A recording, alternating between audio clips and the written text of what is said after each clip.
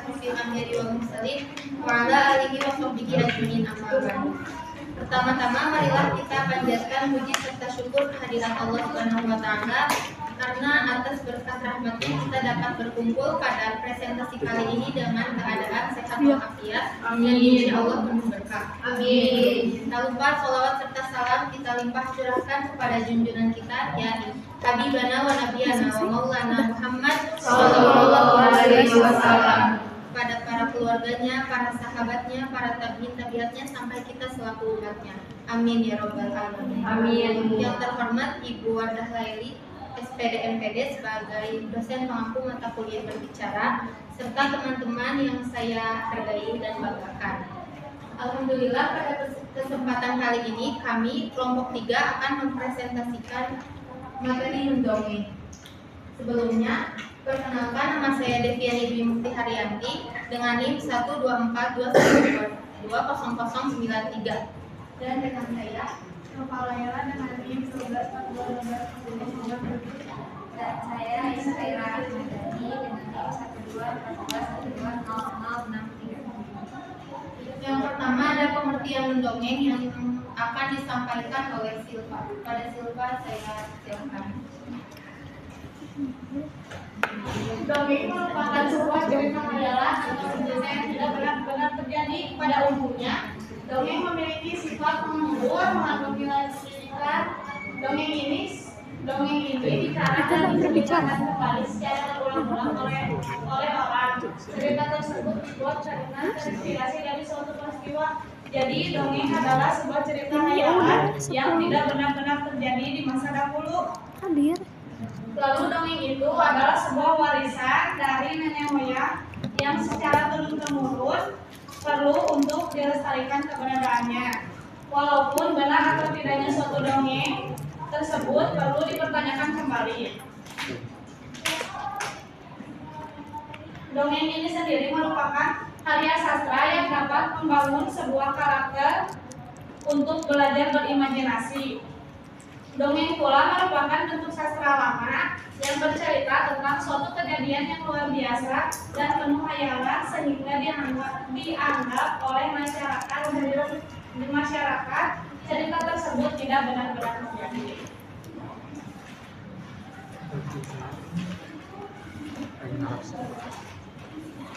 Setelah mengetahui apa itu pengertian dongeng, yang selanjutnya saya akan menerangkan unsur-unsur dongeng. Unsur-unsur dongeng ini adalah komponen yang membentuk dan mempengaruhi efektivitas cerita dongeng. Berikut ada beberapa unsur-unsur dongeng. Yang pertama ada tema. Tema ini merupakan ide utama yang mendasari cerita dongeng tersebut. Yang kedua ada latar. Latar adalah tempat terjadinya tempat terjadi dan waktu terjadinya peristiwa dongeng tersebut. 3 ada alur. Alur ini merupakan jalannya cerita atau urutan cerita dongeng tersebut. 4 ada tokoh, yaitu pelaku yang ada di dalam cerita tersebut yang memiliki watak, karakter, sifat yang berbeda-beda. Selanjutnya yang kelima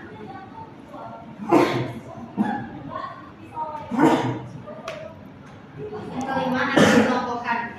Penokohan ini adalah cara pengarang untuk menampilkan tokoh-tokoh dan wataknya dalam cerita dongeng tersebut, mencakup karakter, sifat, dan kondisi fisik para tokoh tersebut. Yang keenam ada sudut pandang. Sudut pandang ini adalah cara pengarang untuk menetapkan dirinya terhadap cerita dongeng atau dari sudut mana pengarang memandang ceritanya. 7 ada gaya bahasa. Gaya bahasa ini digunakan dalam cerita dongeng bertujuan untuk memberikan efek-efek tertentu sehingga membuat cerita dongeng menjadi lebih hidup. Dan yang ke-8 yang terakhir ada amanat. Pesan moral yang ingin disampaikan oleh penulis kepada si pembaca. Selanjutnya ada jenis-jenis mendongeng yang akan dijelaskan oleh Ayah. Padanya saya persilakan. Lanjut ke jenis-jenis mendongeng. Yang pertama ada dongeng binatang atau disebut fabel. Fabel adalah dongeng yang tokohnya diperankan oleh binatang dengan berperilaku layaknya manusia. Dalam dongeng fabel biasanya cerita perbuatan baik dan buruk yang menggambarkan watak dan dipekerti manusia. Contoh dongeng fabel adalah Si Kancil, Buaya yang Serakah, dan Persahabatan Kelinci dan Monyet. Yang kedua ada legenda.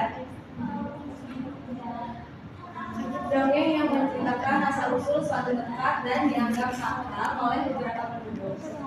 Contohnya, Danang Toba, Lutung Kasarung, dan Bandung Menangis. Yang ketiga ada Sabit. Dongeng yang menceritakan kisah kepahlawanan, keberanian, dan kesaktian seseorang. Contohnya, Calon Anak, Cium Wanara, dan Air Laut. Yang keempat ada Myth adalah dongeng yang bercerita tentang dewa-dewa, peri, dan segala sesuatu yang dianggap sederajat dengan dewa. Contohnya Nyi Roro Kidul dan Joko Tarub. Yang kelima adalah Parabel.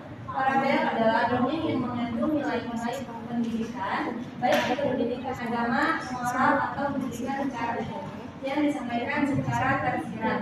Contohnya Alun Kundang dan Kabayan. Yang keenam, dongeng biasa, dongeng yang menceritakan suka duka dan impian seseorang. Yang ketujuh ada lelucon atau jenaka, dongeng yang menceritakan mengenai orang-orang yang selalu bernasib sial.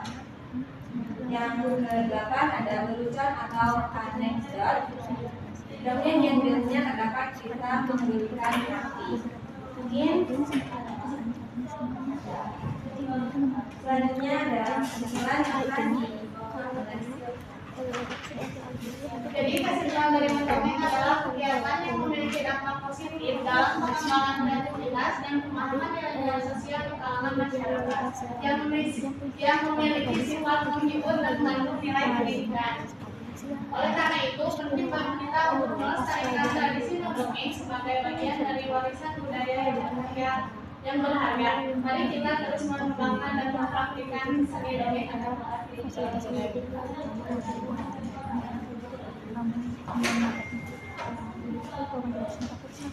Mungkin hanya sekian materi dongeng yang bisa kami sampaikan. Selanjutnya ada beberapa dongeng dari kelompok kita. Pertama, dongeng yang akan disampaikan oleh Silva.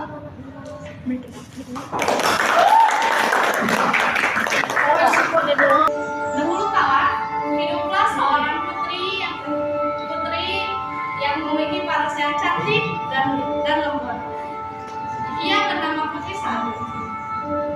Lalu saat ia baru lahir, ibunya meninggal dan ia hidup dengan bapaknya. Saat ia berumur 5 tahun, ayahnya menikah kembali dengan seorang ratu yang cantik. Namun, ratu itu sangat kejam terhadap Putri Salju. Ia tidak pernah menyukai Putri Salju, walaupun Putri Salju sangat baik. Ia memiliki suatu cermin yang ajaib. Cermin itu akan menjawab semua pertanyaan yang ada di dunia. Lalu suatu hari Ratu bertanya kepada cermin. Ratu pun bertanya kepada cermin, "Wahai cermin ajaib, siapakah wanita tercantik di dunia?" Cantik di dunia. Setelah mendengar perkataan tersebut, Ratu sangat bahagia karena ialah wanita tercantik di dunia. Lalu setelah itu, Putri Salju pun tumbuh dewasa. Ia pun berumur 17 tahun. Sang ratu pun sangat cemas karena ia takut tersaing oleh Putri Salju. Setelah itu, ratu pun bertanya kembali kepada cermin. "Wahai cermin ajaib, siapakah wanita tercantik di dunia?" Tentu saja kaulah yang paling cantik di dunia ini, Ratu. Akan tetapi Putri Salju lebih cantik darimu. Kenapa Putri Salju? Perasaan cermin ajaib kemarin menjawab aku. Aku harus merencanakan sesuatu. Ratu pun merencanakan sesuatu.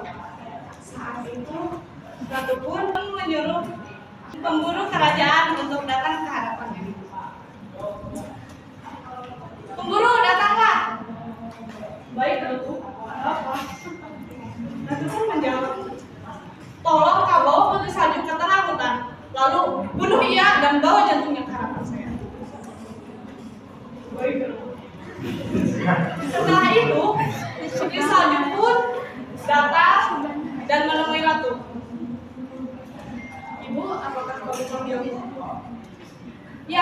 Pergilah ke hutan dan bawakan aku sebuah stroberi yang segar.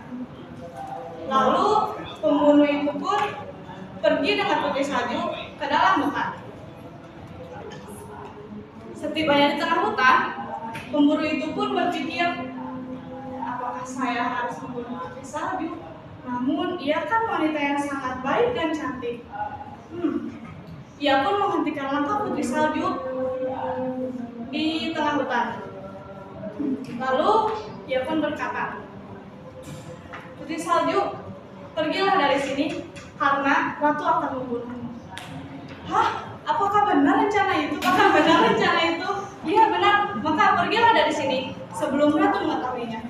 Putri salju pun pergi ke dalam hutan lebih dalam lagi.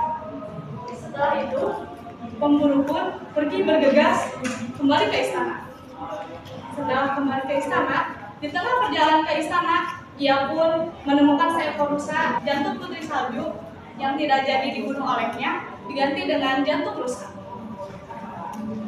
Setelah itu, ia pun membawa ke hadapan ratu. Di hutan, putri salju sedang berjalan-jalan.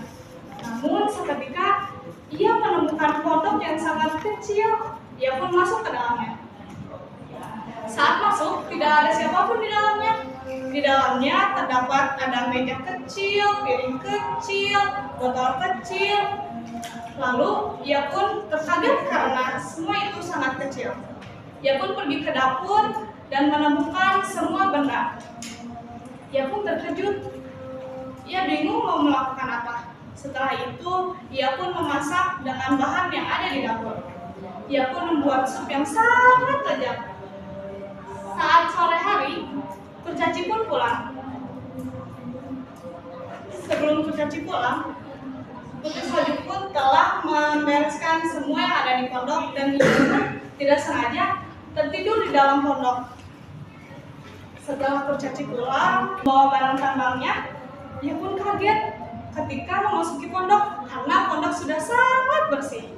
Setelah itu, ia pun memasuki kamar, lalu melihat seorang putri yang sangat cantik. Ia pun kaget. Siapa dia? Lalu putri salju pun terbangun. Ketika terbangun, ia pun menceritakan kepada para kurcaci.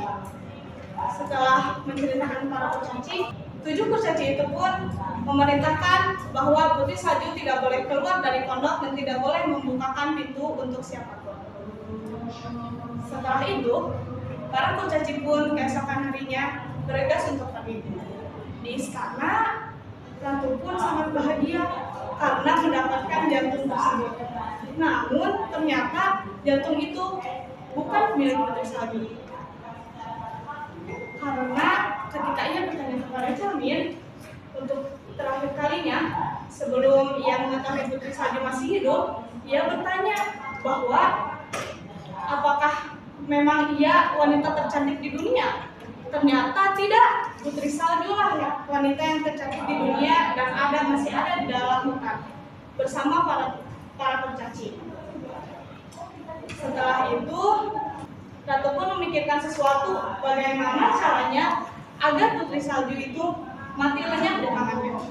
Ia pun membuat ramuan yang sangat ajaib agar ia bisa berubah menjadi nenek tua dan memberikan apel yang sangat beracun. Ia pun telah berhasil membuat ramuan dan berubah menjadi nenek. Setelah itu, ia pun membawa apel ramuan tersebut ke dalam pondok. Apakah ada orang di dalam? Putri salju pun terkaget. Setelah itu, ia pun membuka jendela. Nenek sangat lapar. Lalu putri salju pun membuka pintu karena ia sangat tidak tega kepada nenek tersebut. Ia pun membukakan pintu. Masuklah, Nek, aku ada sedikit makanan.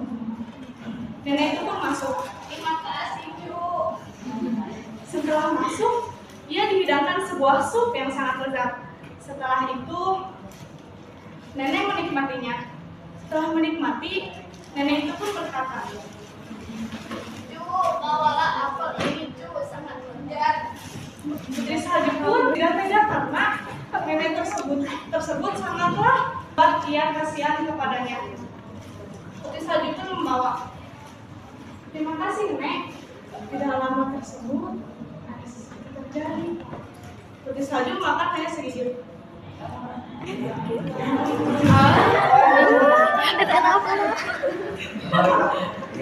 Setelah itu, Putri Salju pun terpisah karena apel itu sangat beracun. Setelah itu, nenek itu pun pergi dan mengambil kembali ke istana. Dia pun sangat bahagia karena ketika Cermin ditanya kembali bahwa dialah wanita tercantik di dunia. Wahai Cermin, benarkah aku wanita tercantik di dunia? Tentu saja kaulah yang paling cantik di dunia ini, Ratuku. Akhirnya yang paling cantik di dunia. Oh my god.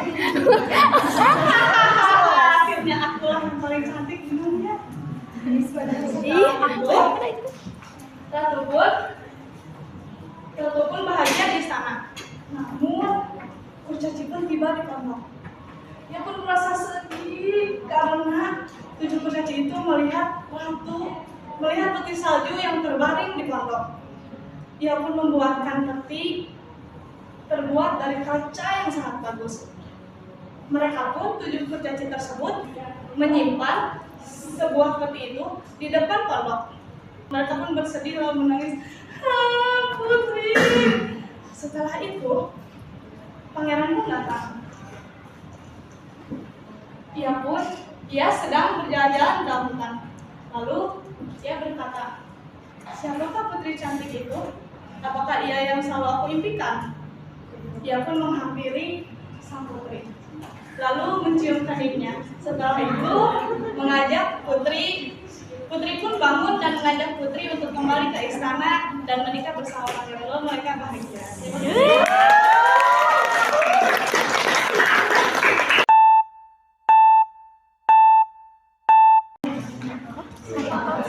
Assalamualaikum warahmatullahi wabarakatuh. Waalaikumsalam warahmatullahi wabarakatuh.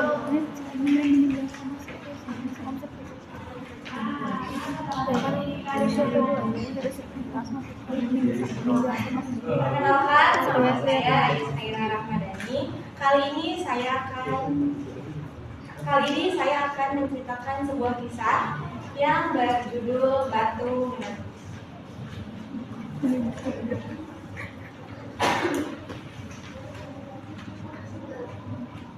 Alkisah di desa terpencil Kalimantan Barat, Indonesia. Hiduplah seorang janda tua dan seorang putrinya yang sangat cantik. Dia bernama Darmi.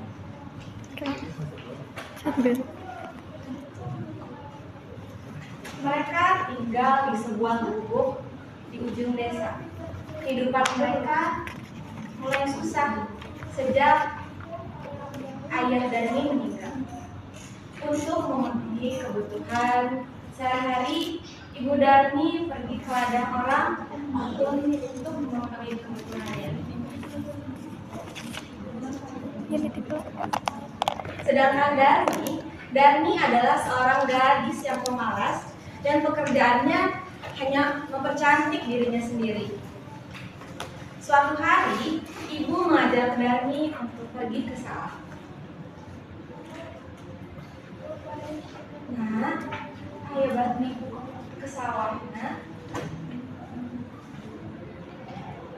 Ibu, aku tidak mau ke sawah. Sawah itu panas. Nanti kulit dan kuku itu kotor terkena lumpur. Nah, apakah kamu tidak kasihan melihat ibu, Nak? Tidak, ibu saja yang pergi ke sawah. Aku tidak mau. Sawah itu menjijikkan, kata si Darmi. Begitulah setiap kali ibu menyuruh Darmi untuk pergi ke sawah. Akhirnya ibu pergi ke sawah sendiri untuk bekerja. Setelah ibu pulang,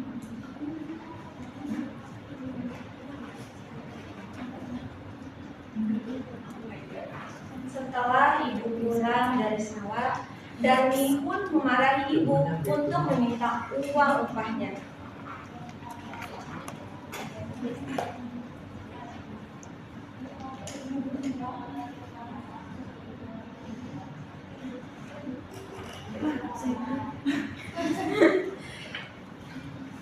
Darmi pun memarahi ibu untuk meminta uang.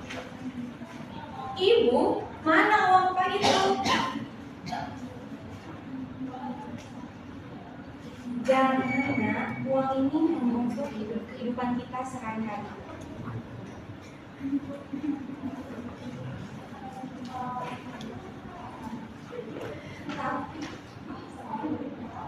Tapi ibu, pedangku sudah habis. Aku harus membelinya lagi. Ibu, mana uang itu? Kamu memang anak yang tidak tahu diri. Taunya yang minta uang saja. Walaupun begitu, Ibu Darmi tetap memberikan uang. Meskipun begitu, Ibu tetap memberikan uang upahnya itu kepada Darmi untuk ia belikan alat kecantikannya itu. Suatu hari, Darmi meminta kepada ibu untuk membelikan sesuatu di pasar, yaitu alat kecantikannya. Tetapi ibu tidak tahu barang apa yang dimaksud oleh Darmi. Ibu pun mengajak Darmi untuk ke pasar. Nah, kamu ikut saja dengan ibu ke pasar. Ibu, aku tidak mau ke pasar. Pasar itu becek, pasar itu bau.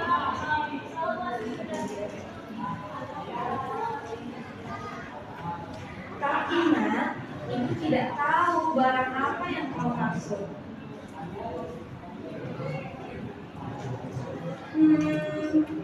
Oke, aku akan ikut ibu ke pasar. Tapi dengan satu syarat, ibu berjalan di belakangku.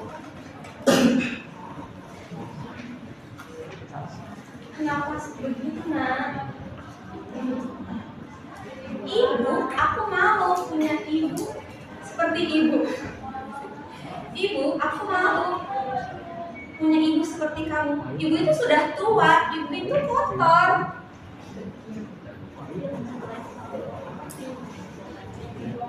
Kenapa kamu malu, nak? Aku kan ini kan ibu kandungmu sendiri.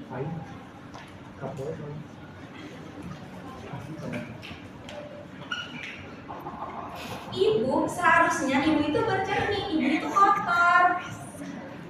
Dengan berat hati, mereka pun akhirnya jalan menuju ke pasar. Dengan Darmi yang bertampilan cantik, pakaiannya bagus, sedangkan si ibu dengan kotor. Baju ibu pun penuh tambalan.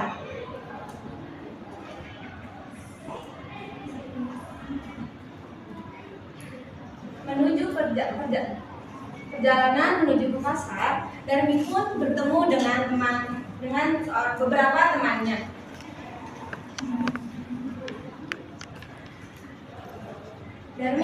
Hei Darmi, mau kemana kau?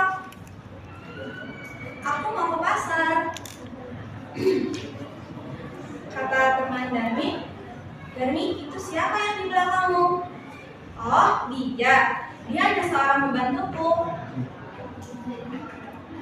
Mendengar itu, ibu pun merasa sedih karena tidak diakui oleh anaknya sendiri.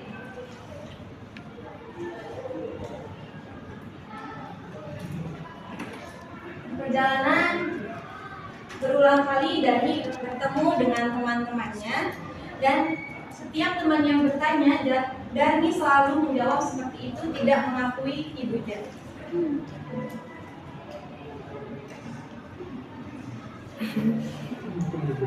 Setibanya di pasar, Darmi pun bertemu lagi dengan temannya, dan temannya pun berkata, "Hai Darmi, hai. Siapa wanita di belakangmu itu?" Oh, dia hanya membantuku. Dia hanya menemaniku untuk membeli barang kecantikan. Ucap ini. Awalnya ibu diam menahan rasa sakit itu. Karena kejadian ini terus berulang, ibu pun sudah tidak tahan lagi. Ibu pun sudah kecewa, sudah merasa tersakiti oleh anak kandungnya sendiri.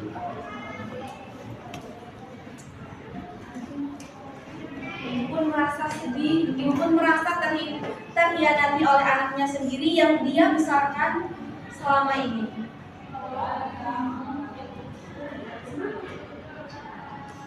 Ibu pun berdoa, "Ya Tuhan,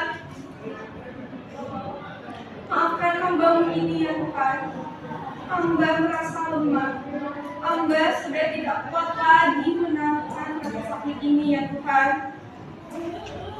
Ya Tuhan, tolong Engkau berilah hukuman anak hamba ini yang durhaka ya Tuhan."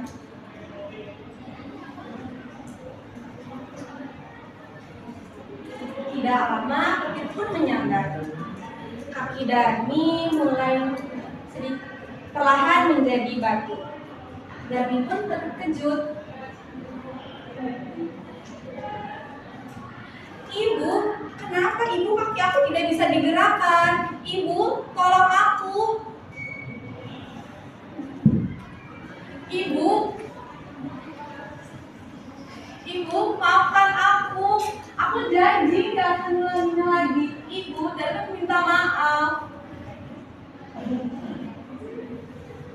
Ibu, maafkan Darmi. Darmi tidak akan mengulanginya lagi. Darmi berjanji, Ibu."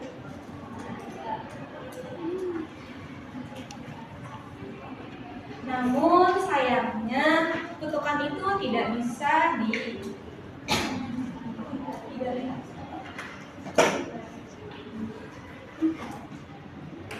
Namun kutukan itu sayang masih berjalan dan tidak bisa dibatalkan.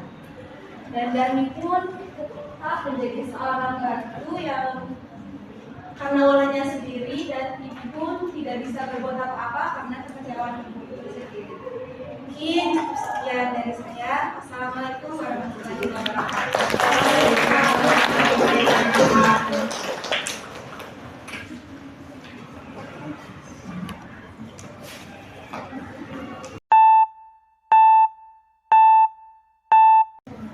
Halo, perkenalkan nama saya Devi Murti Haryanti, akan membawakan cerita tentang lukisan di langit senja.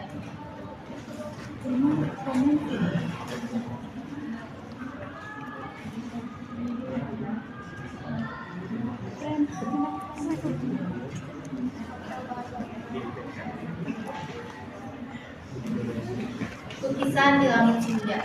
Di sebuah desa kecil yang tenang, hiduplah seorang pemuda bernama Damar. Ia memiliki impian yang begitu besar, namun sering dianggap mustahil oleh orang-orang di sekitarnya. Ia ingin menjadi seorang pelukis terkenal. Namun hidup di suatu desa yang jaraknya jauh dengan kota besar menjadikan impiannya tampak seperti bintang di langit yang begitu jauh untuk digapainya.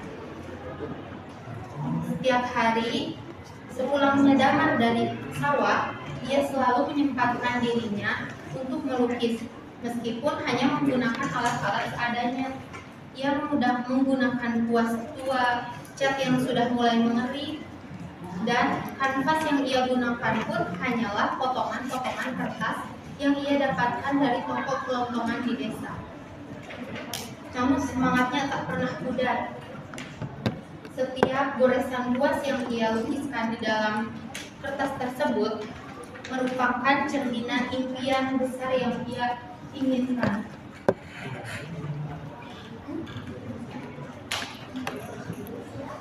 Ayahnya Damar, yaitu Pak Dharma, adalah seorang petani sederhana. Bagi beliau, impian Damar hanyalah angan-angan biasa saja. Hidup ini bukan selalu untuk mengejar cita-cita yang terlalu jauh, Mar. Kita harus realistis. Lihatlah orang-orang di sekitar kamu. Tidak ada seorang pelukis yang bisa sukses.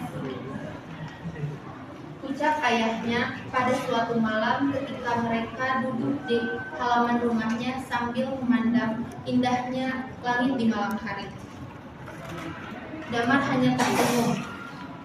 Aku hanya ingin mencoba ya, karena di setiap kali aku melukis, hidupku merasa lebih bermakna.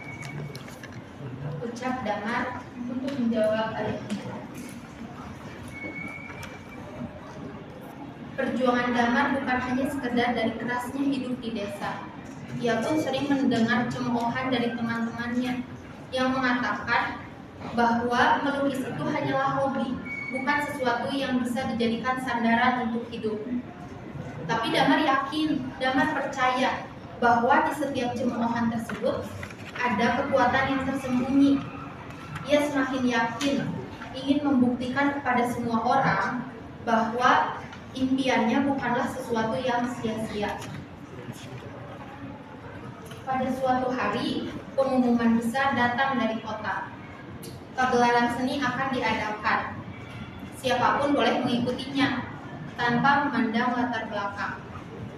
Bagi Damar ini adalah kesempatan emas, kesempatan yang tidak boleh dilewati. Damar pun segera menyiapkan lukisan terbaiknya. Lukisan tentang senja di desa, tempat ia tumbuh, tempat ia bermimpi. Dalam lukisannya tersebut, Damar melukiskan gunung yang sawah-sawah yang murni, burung-burung berterbangan, dan matahari yang mulai menggelap di balik gunung. Namun, masalah baru muncul. Untuk mengikuti perlombaan tersebut, Damar harus pergi ke kota yang jaraknya sangat jauh dari desa tersebut. Ongkos dan biaya pendaftaran merupakan hal yang tidak terjangkau oleh keluarganya. Dengan berat hati, Damar harus berbicara, harus menceritakan semuanya kepada ayahnya. Pak Dharma, ayahnya Damar yang awalnya tidak percaya dengan impian Damar, tapi dengan melihat semangat Damar yang tidak pernah surut, ayahnya pun mulai terdiam dan berpikir. Lalu ayahnya mengambil celengan miliknya yang ia simpan bertahun-tahun. Pergilah, Mat, cobalah, ayah ingin melihat apa yang bisa kamu lakukan dengan impianmu. Damar pun tidak bisa menahan air matanya. Dengan perasaan yang campur aduk, Damar mengambil uang dari celengan ayahnya tersebut dan berjanji akan melakukan yang terbaik bagi ayahnya. Di hari keberangkatan untuk menuju kota, seluruh warga berkumpul di depan rumahnya Damar. Yang dulunya memberikan cemoohan, kini memberikan doa dan harapan agar Damar bisa sukses.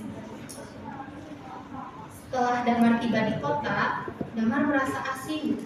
Damar melihat gedung-gedung yang tinggi dan hiruk-pikuk perjalanan yang sangat jauh beda dengan desa tempat ia tumbuh.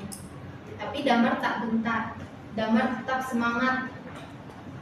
Lalu Damar tiba di tempat pamerannya yang begitu megah.